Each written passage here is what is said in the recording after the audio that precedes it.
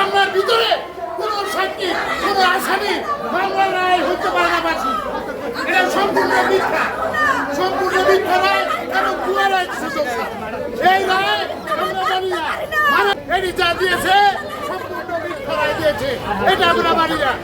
হ্যাঁ, আল্লাহু তাআলার মহান দরবারে হাজির আসামি আমার হযরত মহানবী কোন ডাক্তার রিপোর্টে শান্তি দিল না, আমার হযরত মহানবী সাল্লাল্লাহু আলাইহি কিছু লোকে মিলে নাই যে রায়টা দিচ্ছে সম্পূর্ণ ভুয়া রায় দিয়েছে, সম্পূর্ণ মিথ্যা রায় দিয়েছে, সম্পূর্ণ মিথ্যা রায়।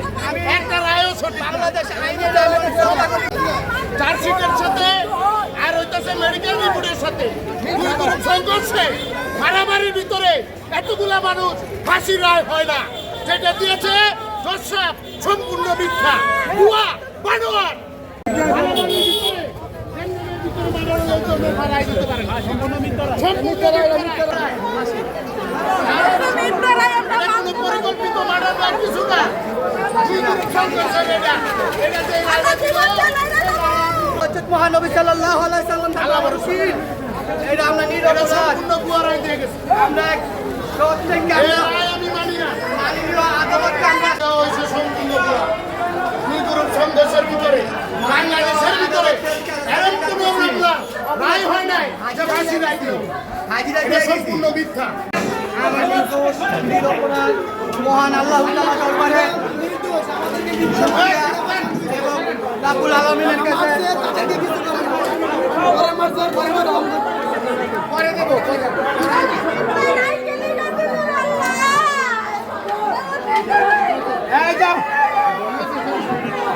চ্যালেঞ্জার করছি। মাননীয় হাইকোর্ট আমাকে জামিন দিয়েছিলেন, কিন্তু যেই সত্য মিথ্যা যাচাই না করে আমাদের আজকে যে কোনো চার্জ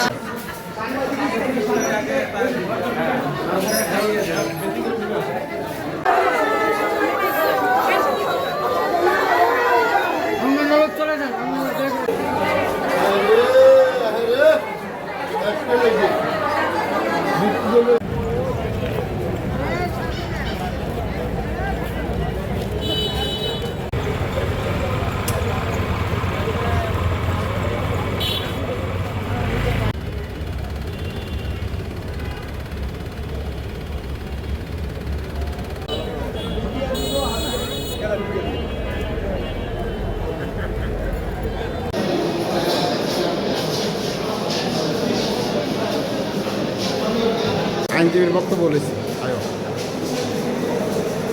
আমি তো ওই যে খালি আমার বোম ছোট ব্যাগের মধ্যে আছে।